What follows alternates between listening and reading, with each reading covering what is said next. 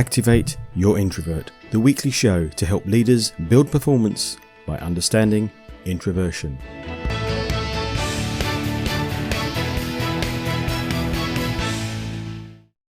In this week's show, if superheroes suffer with imposter syndrome, so can your team. A discussion with Fiona English. Fiona is a keynote speaker and coach who combines her extensive experience in global investment markets with expertise in human potential. Question of the week: do introverts suffer with more self-doubt than extroverts? Imposter syndrome is in the news. Marvel Comics and Hollywood are around at the moment a lot because of a new film that's being launched, Doctor Strange. In following on reading, I came across imposter syndrome and was a little surprised. Imposter syndrome is when somebody continually doubts their own skills, expertise and achievements, usually despite evidence to suggest they're actually quite good at what they do. The Marvel character, Hawkeye, is a guy that's been elevated to the status of an Avenger, a superhuman if you like. But he is a human, and he feels that insecurity and reality that go together with being human, says director and executive producer Rhys Thomas. It's about a man dealing with his self-worth, and almost an element of imposter syndrome. Which made me think, not all superheroes wear capes, and even some superheroes may have imposter syndrome. That surely makes it okay for us. This week's working from home news comes in the form of a row between Alan Sugar and PwC. According to the Daily Telegraph, Lord Sugar and the Big Four accounting firm PwC locked horns over PwC giving staff Friday afternoons off in the summer. Lord Sugar says on Twitter, "The lazy gits make me sick. Call me old-fashioned, but all this work from home BS is a total joke." PwC retorted that his remarks were out of touch and childish. Working from home has got many advantages and can allow detailed thinking to take place in a way that can't happen in an open-plan office. After all, there's no way an open-plan office was designed by an introvert. But that's not to say introverts should work from home and vice versa. How are you managing your team, and how do you adapt to allow for hybrid working? In next week's episode, I'm talking to commercial property expert Jim Culverwell for a different look at working from home or the office and what's really going on in the commercial property market at the moment, and of course, how that relates to introversion. And finally, scallops.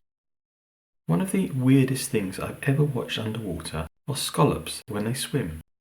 They're essentially shells held together with a tiny bit of muscle, so when they swim they shoot up as they contract the muscle and sink as they relax it again.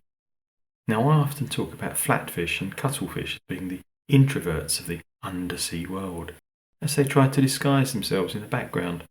But this week, I wonder if scallops are actually the extroverts of the undersea world. Scallops were in the news this week for liking disco lights. Yep.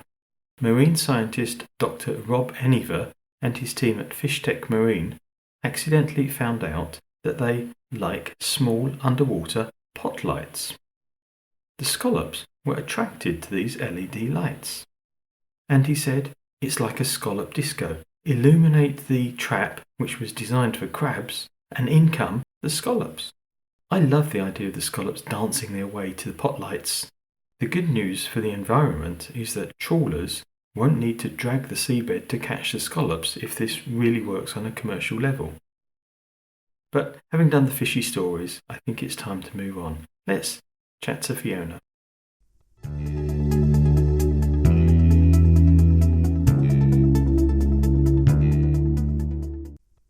Welcome, Fiona. Thank you for having me here. In a moment, we're going to talk a lot about managing people. We're going to talk about your expertise in human potential and helping to cultivate all that people are. Just before we do that, one quick question for you. Are you an introvert, an extrovert, and what does it mean to you? So it's an interesting question because people always describe me as an extrovert, and typically when I worked in a corporate organisation myself, I did a lot of psychometric testing and they always told me I was an extrovert, and I am an extrovert. But what I've learned definitely in later years is that I probably barely make the criteria for extrovert. So when now that I've done a psychology master's myself, and I actually went back and looked at some of the psychometric testing I've done, I probably score between 50 and 60. And that really made sense to me because yes, I do get energy from other people. Yes, I like them, but there's another big part of me that needs silence and stillness and I suppose time for contemplation. And it's only in the last 5 years that I've appreciated that about myself and really started to make that time. So yes, I suppose the short answer is I'm an extrovert, but what I've recognized in the last 4 or 5 years is there's an inner introvert there who never was looked after before. And it's really important for me that she gets the time that she needs. What do you think has made that difference? Has it been 4 or 5 years? Perhaps it's just an age thing. Perhaps it's you stepped out of the corporate arena back then. So I stepped out of the corporate arena and I did a psychology master's. So I suppose I started to understand more about myself and to be able to interpret these tests that I had done before. But it really resonated with me. And also my own research was in spirituality, meaning and purpose. So I now do an awful lot of contemplative practice as part of my own self-care. So definitely that was a step change. I don't work in corporate anymore, so I get to choose how I spend my time and whether I spend it alone with people. But also it was a greater understanding of myself and some of the tools that I had been applying, probably too strictly to, somebody told me I was an extrovert and I just assumed that just meant one thing. Yeah. But it really resonated with me because I remember doing road shows when I worked in corporate and I'd be away for 5 days doing meeting after meeting after meeting and getting on flights at the end of the week and thinking, I am so exhausted, I cannot talk to anybody. I suppose a true extrovert, if you like, somebody who scores very high in extroversion, wouldn't have felt that way after a week of meeting many different people. So it was something I wish I'd known earlier. I would have had better self-care, but also I suppose it's a learning for us all that people often aren't just one or the other. They're somewhere on a spectrum in terms of introversion and extroversion. A couple of times while you were talking just now, you mentioned meaning and purpose. Mm-hmm. I come across that quite a bit. Is that just trendy nonsense or is it? So yes, it has become trendy nonsense. I suppose what I try to do is to bring a little bit of disruption back to how we discuss meaning and purpose. So for me, it was part of my research. When I did a psychology master's, I researched how spirituality, meaning and purpose turned up in people's lives. What we see more and more is it's become this kind of Instagrammable tagline, find your purpose, or does your business have a purpose statement? And as a result, no pun intended, it has started to lose all meaning. So people can't connect with meaning and purpose in the same way. But what meaning and purpose are really about is, what is the story of my life and does it make sense to me? Do I have core goals and values that I'm working towards? And do I feel that my life is significant to me? So there's kind of 3 pillars of meaning, of which purpose is just one. And that's for the individual. When it comes to organizations, it's basically, why do you exist? How are you contributing, not just in terms of making financial returns, but what is your product and service offering to society and how are you integrating yourself in a way that is, I suppose, in terms of sustainable purpose over the longer term? What I always say is purpose is inherently human. So even if it's within an organizational construct, it is about the people who are working there and the leadership team who have put it together.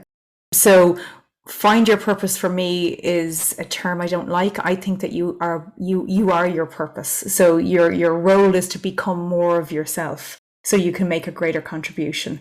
And often what you do for a living is just one vehicle for how you, for example, John or me as Fiona, can maximize our impact in the world. So I suppose quite a long answer to say meaning and purpose are absolutely fundamental to living a full life. But what we've seen through social media, or because purpose has become something that is a requirement for companies now, is that they've started to lose meaning because people are almost just saying, oh, we have a purpose statement and that's enough, or I'm searching for my purpose. But the reality is that they're much deeper constructs than that, and they take quite a bit of work. I think you're absolutely right. The Instagram world that reduce everything to a hashtag certainly does strip a lot of things of meaning, really. Yes, absolutely, yeah. Kind of inherent in what you're talking about, you mentioned as individuals, we need to express our whole selves. What does that mean? Yeah, so for me, I think that we need to stop looking for purpose in life and rather to grow ourselves as a whole human being. Because my own experience is the more I I suppose, get to know, and that goes back to the contemplation that I discussed earlier, but the more I get to know myself, the more I look at, what are all the parts of Fiona that make her up? The more I nurture all of those different parts, not just, and again, one of the criticisms I have of find your purpose or what are you doing that's on purpose is it basically isolates it to what do you do for work. And I really disagree with that in terms of, a form of striving. But I think, if you really want to live a life of significance and you really want to grow your purpose, it comes naturally when you invest in every part of yourself. Because you will, if you think of it like a plant, you will bloom into the fullest version of what you can be. And naturally from that, you will have a greater sense of purpose, or you will have a greater idea of who you are and how you maximize your contribution in the world. Would it follow as a leader, your role, first of all, has got to be surely to cultivate yourself, then create the culture, the people in your team, in your organisation to develop themselves? To do that. And I think as a leader, you have to start by doing it for yourself, and you have to be willing to share that journey, because it means that you don't come into the workplace and say, I'm Fiona and I do this for a living and I think that we should lead this way. It means that you say there are multiple parts of who I am, and I understand that I don't necessarily show or discuss every single part of that in work. But I also deeply understand if I don't water that part of myself outside of work, I don't show up in the workplace I don't show up as a whole person, and therefore I don't maximize my impact as a leader. And it could mean that somebody else who works for me, I recognize that they have to show up and do a job and that they're integrated into our company, but there's a part of them that they have to water outside of work as well, that they have to become a whole person. And that's how they maximize their impact in their life and how they turn up as a fulfilled person in the workplace as well. So this idea of wholeness, I feel, is so important in terms of creating the leadership that we need in the world today, because we have plenty of examples of the leadership we don't need. And if you look at any of, the leaders in the world, and I don't need to mention names because everybody can jump to their own opinion. I was so thinking, go on. No, but you look at the majority of our leaders in the world today, I would not describe them as whole, fully expressed people. I would describe them as people who are quite linear, who are quite singular in focus. But as a result, there's a lack of empathy, there's a lack of compassion. They don't seem like people who are fulfilled in a wide open way. And that's not the type of leadership we want going forward. And nor is it the type of people that we want in our company and spending time around. My view is that you make yourself into a larger person by nurturing, cultivating, exploring all of who you are. And that can only maximize your impact. And the last thing I'd say is from a leadership perspective, if you're bigger than your work, that's so inspirational to be around. We've all been around the person who, it doesn't matter whether they're introverted or extroverted, but they're so interesting to be around. They have so many multiple interests. You can see that they're investing in themselves. That's naturally inspirational. And that will have an automatic impact on whether it's just your friends or family or your colleagues in the workplace, that you will naturally inspire them. So for me, wholeness is something that we should be focusing on much more, rather than purpose, which I feel is very directional and singular, and that you have to do something, where if you cultivate all of who you are, everything else will naturally flow from that. I was talking with a couple of introverts recently about some very extroverted people who, shall we say, were just over-promoting themselves all the time. Yes, as extroverts tend to do. Oh, I couldn't possibly comment. But yeah, rather than maximise themselves, in your language just now, they were just maximising their voice, I think. And that's a really good example about where, they haven't maximised all of who they are, they've just maximised one part of who they are. And they probably learned it or were taught at a young age that, you have to be seen and you have to be visible. But they've just become annoying in the process, because they're over-focused on one area and visibility about who they are. Where if they took a step back and said, I probably wouldn't need to effort so much about myself. If I was a fuller person, that would just naturally emanate from me, rather than me feeling the need that I have to do the hard sell every time I'm in your company. I hope that makes sense.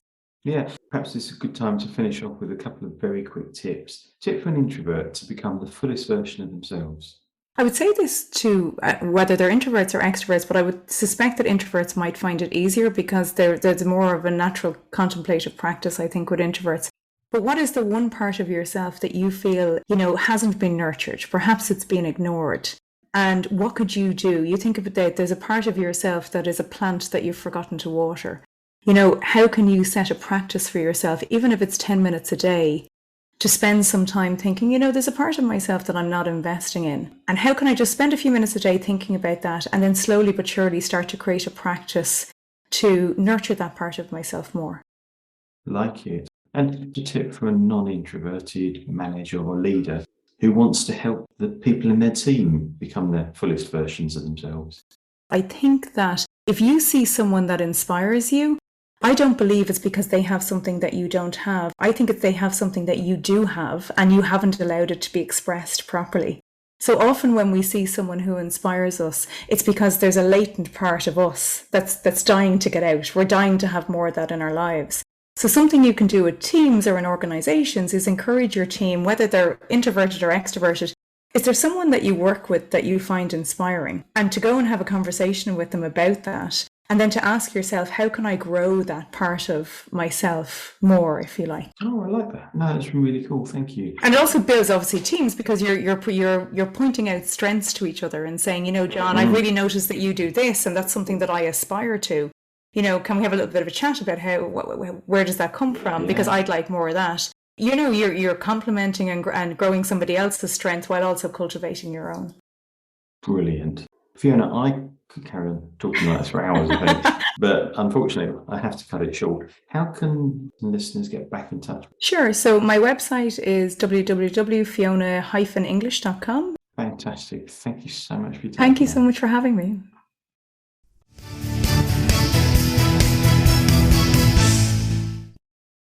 My takeaways from that discussion were: number 1, focus on wholeness, not purpose.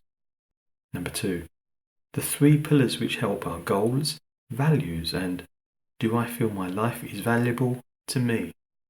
And number 3, meaning has lost all meaning because of how it's been overused. What were your takeaways from that great discussion? Add to the discussion on the Facebook page. Activate your introvert.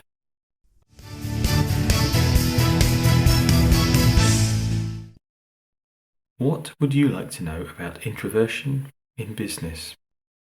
This week's question was really interesting, and it was left for me on the website activateyourintrovert.co.uk. Do introverts doubt themselves more than extroverts? More interestingly, I thought, if your role involves managing introverts, and introverts do suffer more self-doubt, how can you help? Self-doubt affects people's performance. Managers and individuals can both take actions to improve it.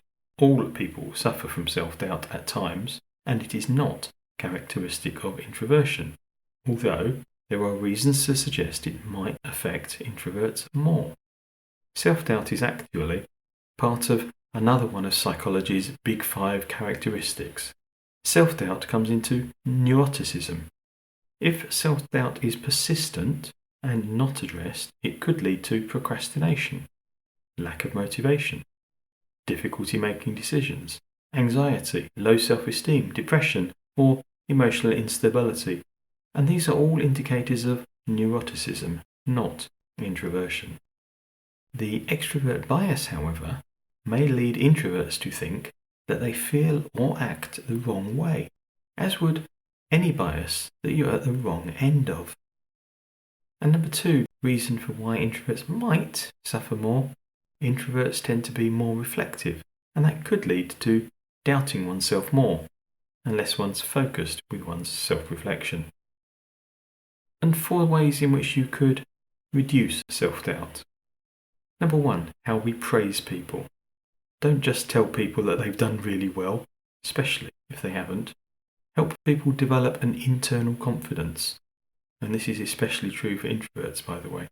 Help them understand what the key elements of a good job are, then help them see their performance at those elements.